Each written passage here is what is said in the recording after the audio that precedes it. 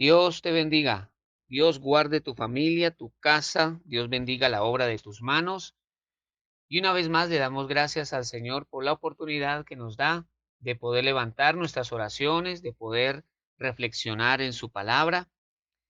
Y en esta ocasión, precisamente, quiero compartir contigo un texto que está en el libro de los jueces, capítulo número 13, versículos 24 y 25, donde nos habla acerca de Sansón, hombre que en la escritura se destacó por la unción del Espíritu Santo sobre él, que lo hacía supremamente fuerte.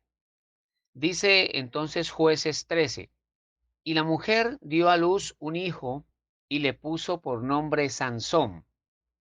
Y el niño creció y Dios lo bendijo, y el Espíritu del Señor comenzó a manifestarse en él en los campamentos de Dan entre Sora y Estaol.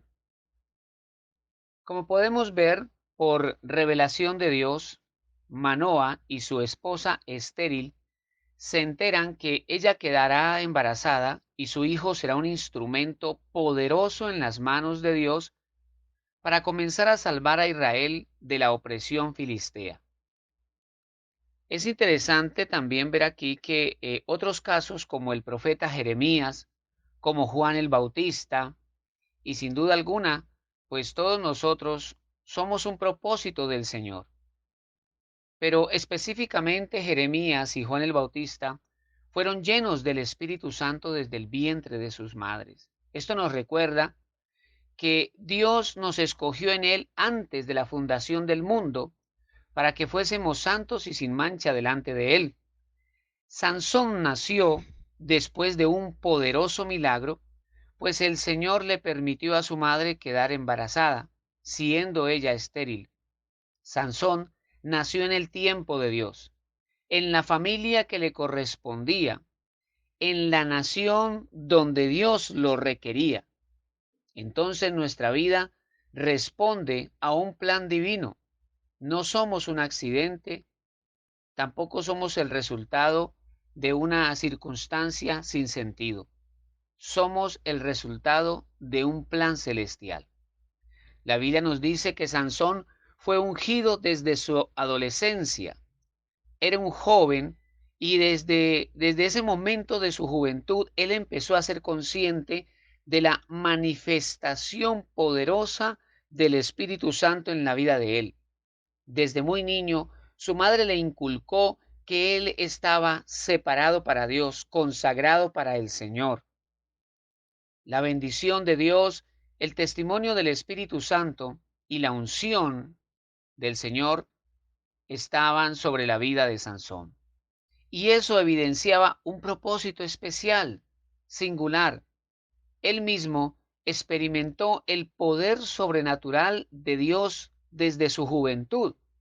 Cuando nos dice la Biblia que iba con sus padres y de repente salió un león para atacarlo, y la Biblia nos dice que él despedazó al león por el poder del Espíritu Santo que lo capacitaba con una fuerza sobrenatural, y sin tener nada en su mano le destruyó el poder de aquel león.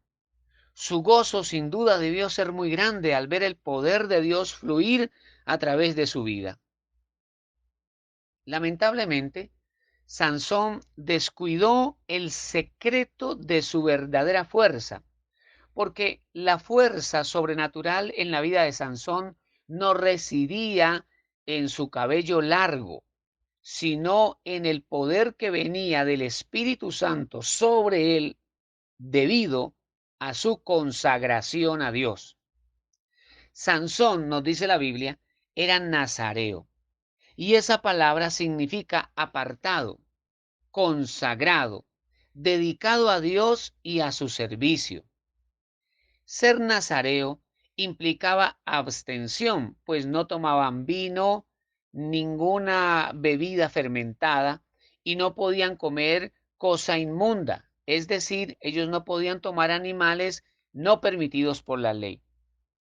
Y este aspecto nos hace reflexionar qué tan consagrados estamos a nuestro Dios en el mundo actual, ¿Qué tan conscientes somos de la realidad de que somos un propósito divino y que hemos sido apartados para Dios y para sus propósitos?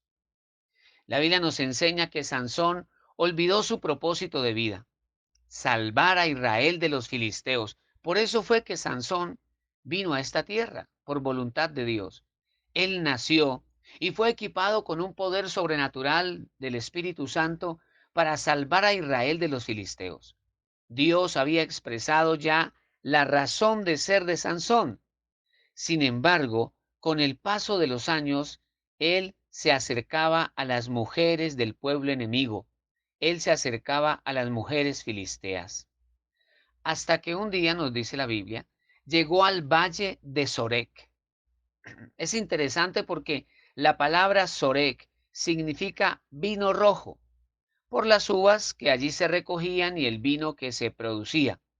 Es importante recordar aquí que el nazareo no podía tomar vino. Y sin duda alguna, el ambiente en el Valle de Sorek o el Valle del Vino Rojo no era la atmósfera apropiada para Sansón. Y además nos dice la escritura que allí se enamoró de Dalila. Es interesante que el nombre Dalila significa coqueta, ligera, inconstante. Y sin duda alguna, la vida de Sansón tenía como fundamento de su éxito el ser fiel al Señor, porque él estaba apartado y consagrado para Dios. Sansón era una vasija donde Dios había depositado su gloria. El carácter sostiene la unción como la vasija sostiene el aceite. La formación de un carácter fiel requiere tiempo. Precisamente Dios transforma el corazón humano. Dios instruye a sus hijos. Lamentablemente, Sansón perdió la perspectiva de su vida. Finalmente fue capturado y los filisteos le sacaron los ojos, dice la escritura. Lamentablemente, el resplandor de Dios en Sansón no pudo brillar como estaba planeado. De hecho, el nombre Sansón significa pequeño sol. Lamentablemente, su luz se apagó debido a su falta de consagración. Y Sansón cometió un error. Él cayó en el pecado de la presunción, pues él confió demasiado en sí mismo. Él siempre pensaba, esta vez me libraré como las veces anteriores, pero no se dio cuenta que el Espíritu Santo en un momento dado se apartó de él a causa de su desobediencia. De hecho, el mismo apóstol Pablo le dijo a Timoteo, ten cuidado de ti mismo. Debemos tener cuidado aún de nosotros mismos. Es muy importante reconocer que Sansón vino a estar en una pésima condición durante sus últimos años, pues él fue capturado, así que estuvo en la cárcel de los filisteos y ciego. Allí reflexionó mucho, sin duda alguna. Allí se arrepintió y luego en una gran fiesta que celebraban los filisteos, él se ubicó porque lo guiaron hasta allí. Él solicitó que lo pusieran junto a dos grandes columnas de ese inmenso auditorio, el templo al dios Dagón, donde celebraban su victoria los filisteos, y allí él invocó a Dios y con toda su fuerza empujó aquellas columnas, provocando la destrucción de toda esa construcción, y murieron muchos filisteos con él. Somos un plan del Señor y somos llamados a cumplir su propósito, y por eso es necesario ser fieles al Señor, y en los momentos de debilidad, de fatiga, de cansancio debemos acudir a Él para renovarnos y fortalecernos en Él.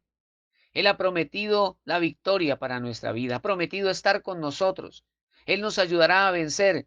Solo requiere de nosotros un corazón dispuesto para hacer su voluntad y conciencia de que somos propiedad de Dios y no de nosotros mismos.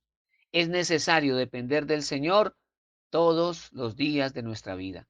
Con un corazón humilde debemos buscar su presencia, sabiendo que separados del Señor nada podemos hacer. Quiero invitarte a orar en este momento.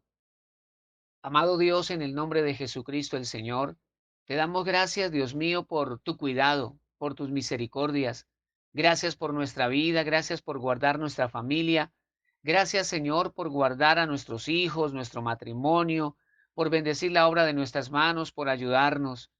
De manera muy especial en este momento te pedimos, Señor, ayúdanos a amarte, ayúdanos a tener un corazón fiel, Señor, y un corazón humilde que reconozca su condición, que reconozca su necesidad de ti todos los días de su vida, consciente, Señor, que separados de ti nada podemos hacer. Amado Señor Jesucristo, transforma cada día más nuestra manera de pensar y transforma nuestro corazón y ayúdanos, Dios del cielo, a vivir para ti.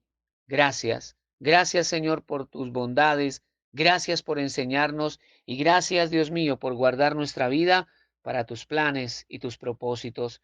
En el nombre de Cristo Jesús. Amén. Dios te bendiga y hasta una próxima ocasión.